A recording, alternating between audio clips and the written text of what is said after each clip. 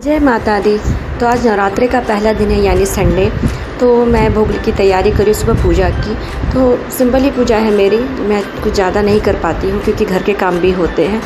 जब बच्चे बड़े हो जाएंगे तो मैं भी अच्छे से पूजा करूँगी ये सोचती हूँ।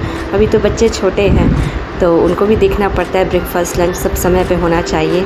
तो आज पहला दिन था तो मैंने अच्छा सा नाश्ता बनाया जो मेरे घर में सबको पसंद है, सिंपल सी कचौड़ी और भुजिया।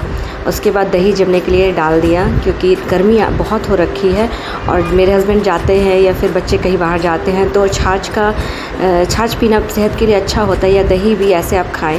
तो इस बर्तन में दही जमाती हूँ, शीशे के बर्तन में ही जमाती हूँ।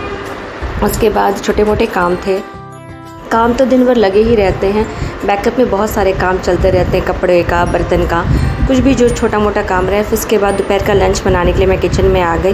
तो आज परवल की सब्ज़ी बनानी थी, गर्मी की वजह से परवल भी थोड़े सूख से गए थे तो मैं सूखी सब्ज़ी बनाती क्योंकि लंच में देना होता है बच्चे और हस्बैंड को।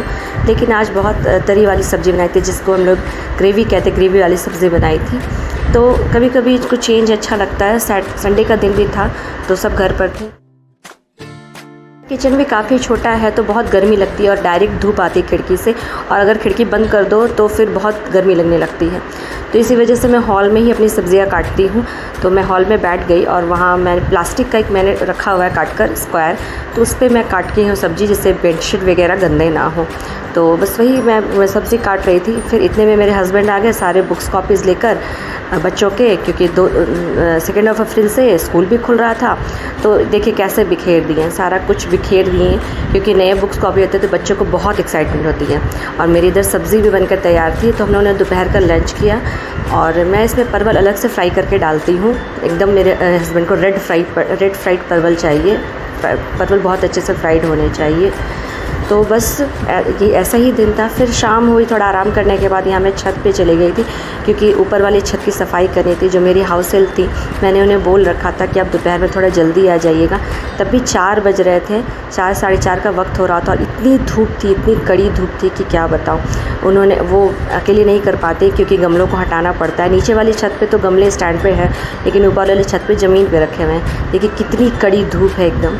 उसके बाद हम लोग छत पे चिड़िया का दाना और पानी देते हैं तो हमेशा कुछ ना कुछ चिड़ियाँ या गिलहरी दिख ही जाती है। जब भी आप छत पे जाओ तो अभी 2 कौवे बैठे थे, वो खा रहे थे। फिर संध्या की आरती के बाद मैंने दूध बॉयल किया, चाय बनाई। देखिए इतने सारे बर्तन हो जाते हैं, इन सबको लगाना था। मैं रेडी हो गई और हम लोगों को कूलर लेना था क्योंकि हमारे घर में एसी तो लगा है पर बच्चे जब स्कूल से आते हैं हॉल में बैठते हैं, हॉल में बहुत गर्मी लगती है। तो वहाँ के लिए कूलर लेना था क्योंकि एसी से बिजली बिल भी बहुत ज़्यादा आता है। तो हमने सोचा हॉल के लिए कूलर ले लें और वही लेने गए मार्केट में। तो हमने कूलर पसंद किया, वो अब घर पर आएगा तो आप देखिएगा कैसा है, सिम्फनी का। तो आज के दिन ऐसे ही बीता। अभी के लिए bye bye, thank you for watching.